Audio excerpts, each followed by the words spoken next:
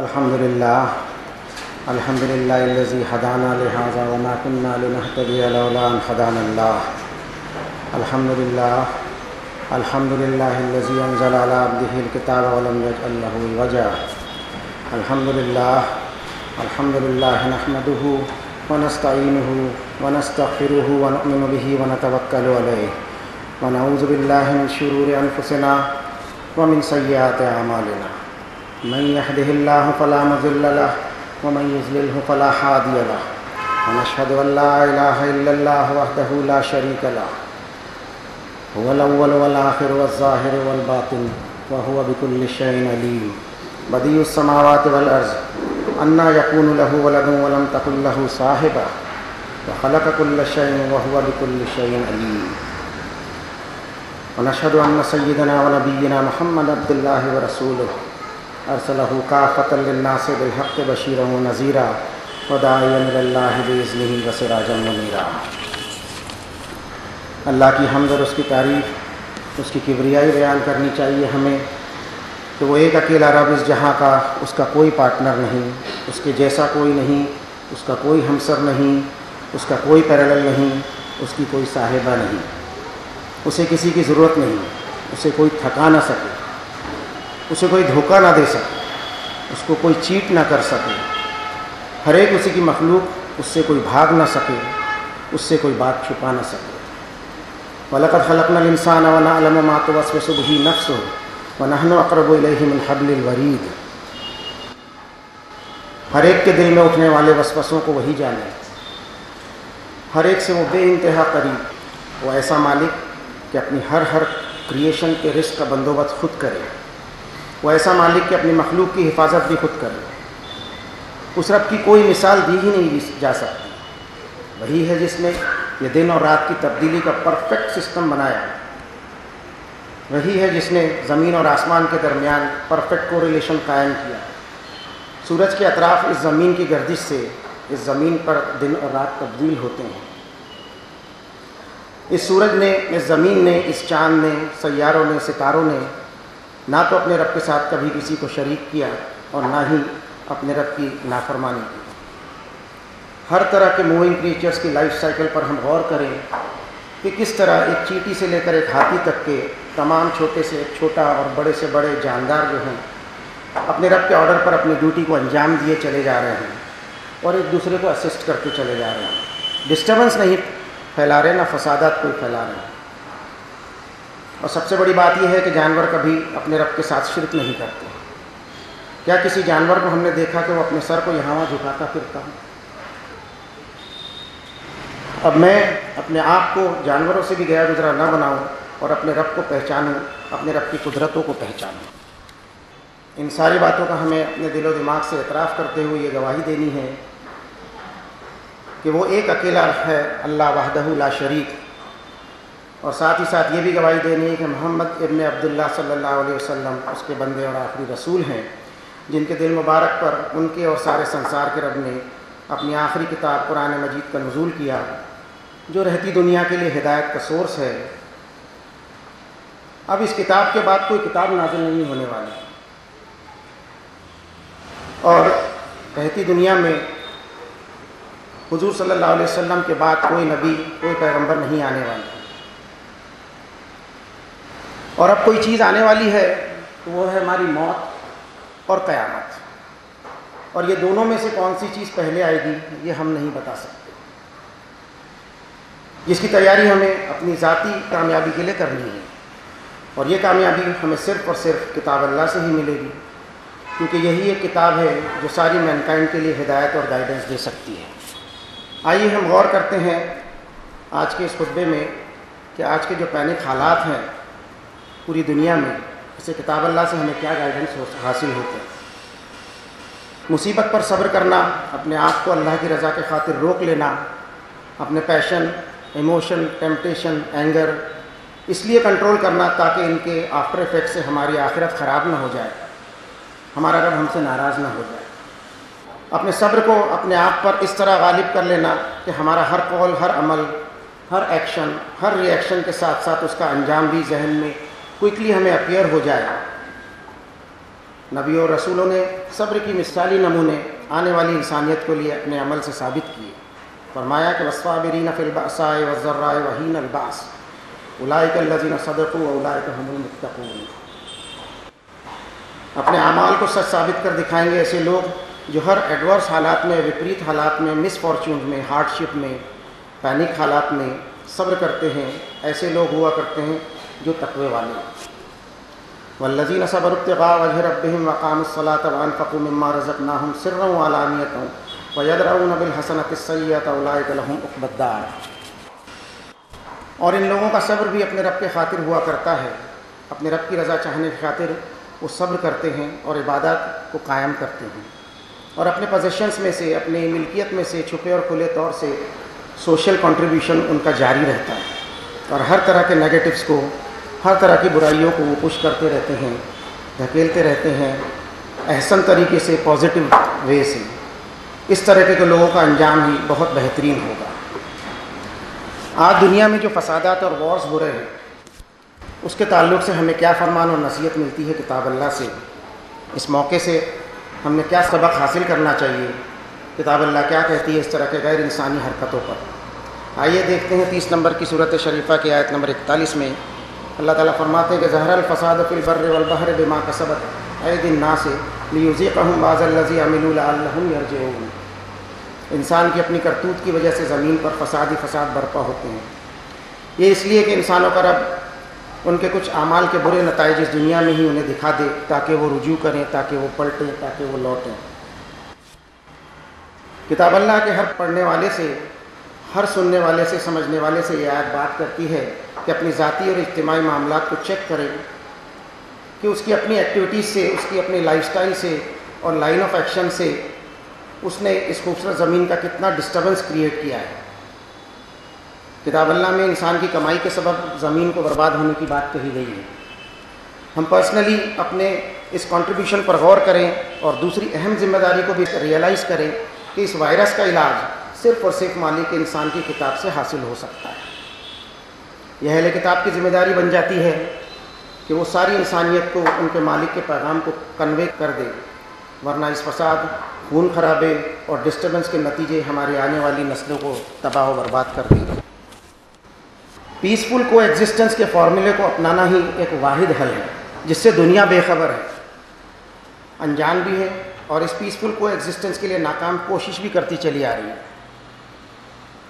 انسانیت اپنی ہی ترقی سے زخمی اور ہرٹ ہو چکی ہے، اور ہمارے پاس 1450 برسوں سے ماشاءاللہ کتاب موجود ہے، علاج بھی موجود ہے، پھر بھی ہم نہ خود اسے سمجھ پا رہے ہیں اور نہ ہی اس کتاب کے میسج کو دوسروں کو فراہم کرنے کی ہم کوشش کرتے ہیں. یہ کیسی بے بسی اور لاچارگی ہے کہ جن کے پاس دوا موجود ہے وہ خود ہی ذہنی طور پہ بیمار ہیں.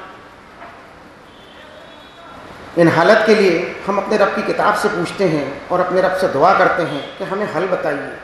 ہم لوٹنا چاہتے ہیں امن اور سکون کی جانب. ہم جینا چاہتے ہیں اپنے رب کے احکامات کے تحت اور اپنی دنیا کو اور آخرت کو کامیاب بنانا چاہتے ہیں. اپنے مالک سے دعا کرتے ہیں کہ آپ کی کتاب سے ہدایت حاصل کرنے کا سلیقہ سکھائیے. اور کتاب اللہ کیا کہتی ہے اس طرح کے قوموں کے بارے میں جنہوں نے فسادات مچائے اس زمین پر؟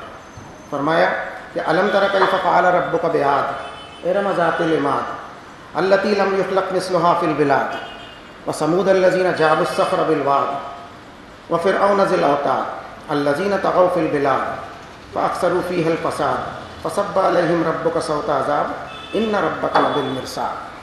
کیا تم نے کبھی غور کیا کہ تمہارے رب نے عاد کے ساتھ کیا سلوک کیا؟ ارم والے جن کے فاؤنڈیشنز بڑے مضبوط تھے. یہ ایسی قومیں تھیں ان کے جیسی قومیں ہم نے پیدا نہیں کی. اور تمہارے رب نے سمود والوں کا کیا حال بنایا جو پہاڑوں کی وادیوں میں اسٹیبلش تھے.